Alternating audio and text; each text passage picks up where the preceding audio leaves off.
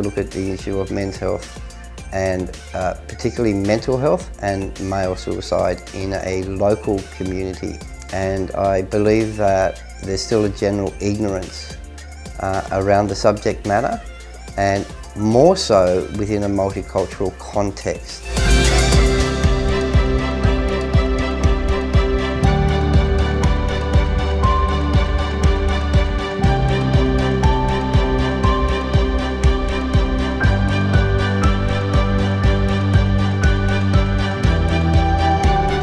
Not speaking out, not thinking that that what you're feeling is worth or like it's not good enough. Like it's just something that will go away. It's just one of those things where you're laying in bed and you're just like, I feel like so depressed, but you don't know what to do about it. I think the stigma, especially in a lot of the cultural backgrounds of our residents in the Fairfield LGA, is so great. The stigma is so great that it's very hard to actually get people to come out and speak.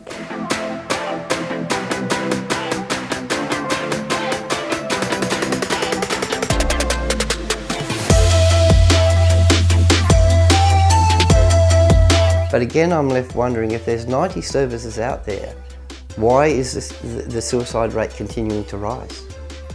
What are we missing here? To get some perspective, we spoke to Ray Bonney. I feel the major issue facing men in workplace is lack of resources that are male-centric.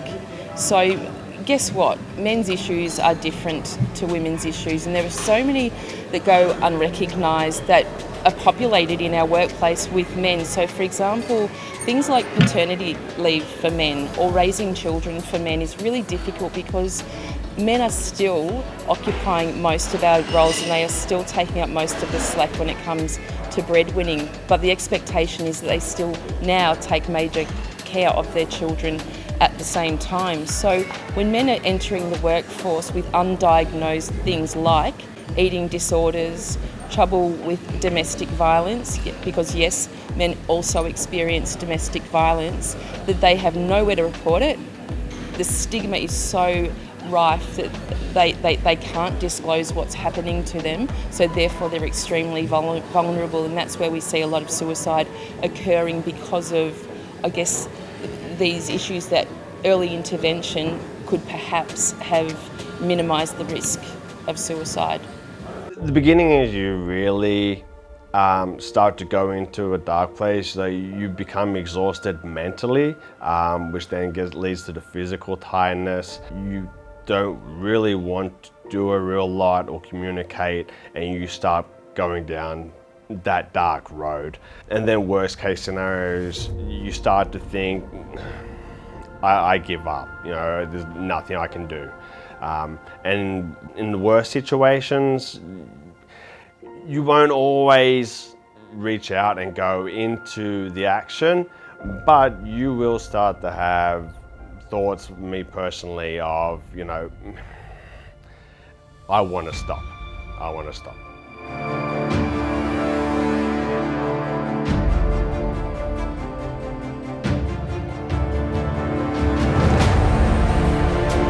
I think we have a major problem at the moment with mental health, especially with men.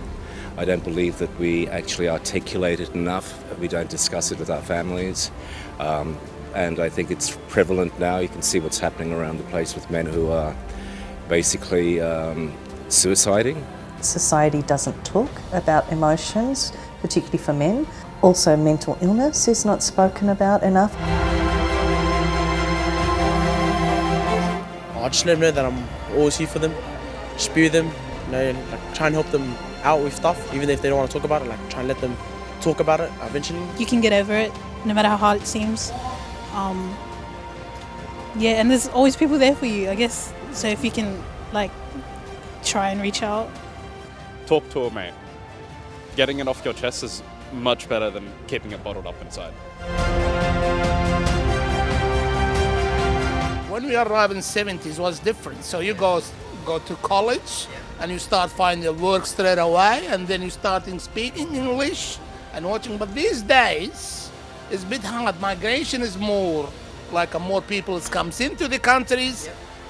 They find it very hard to find a job, to study and to get these things, when back home, most of them, they got a businesses, and most of them, they got they work all their life, they make their life, and then we came here, and there's nothing they can't start with the things they know. So most of them, they been in university, they're engineering, they're doctors. To go through all that again, to learn and study and things, that's make the people to get a little bit, mentally and disorders and, sort of thing. This is mentally in demand, especially our societies, our communities.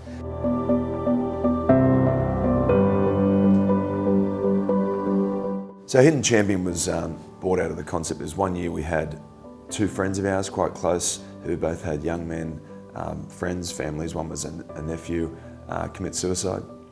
And as tragic as that is, and although they were distanced from us, we saw the effect it has on people surrounding them. And our idea was how do we get to young men, specifically, I'll explain why in a second, how do we get to young men to teach them to be great young men and understand the obligations of being a great young man? And everyone targets domestic violence and these things and suicide. Well, how do we go back further from that, and where young boys are learning to be great young men? So that's where it started, and then it's all around education. A lot of young boys, I would say, from that age of 10 to 16, often have absent fathers, fathers who are not intentionally absent. Some are through separation and marriages, some just work in remote areas, or some are working really hard and barely see the kids. So the idea for us is, how do we get them at that stage in their communities they're at, schools, sporting clubs, etc., and teach them about the fundamentals of things, about respect, about togetherness, about treating people in the right way, but generally being a great human being. That's where it came from. Acknowledge you need help, ask for help, and then you just do your best and be gentle on yourself. As soon as we can unpack a reason, that's comfort in itself. It's not going to save everybody, but it's a start. It seems like it's impossible, nothing's going to get better, but it really does. And that the simplest things can make you happy. Reach out to any of the voluntary services. So Lifeline, Beyond Blue have a whole heap of information online that is all accessible, and you can all do it anonymously. Fairfield is where I most feel comfortable, where I have most connections. And so what I'm most proud of is that I've been given the opportunity through funding, and funding is a real struggle when we're talking about men's issues. So predominantly it's been through club funding or grants like this that come from Fairfield City Council.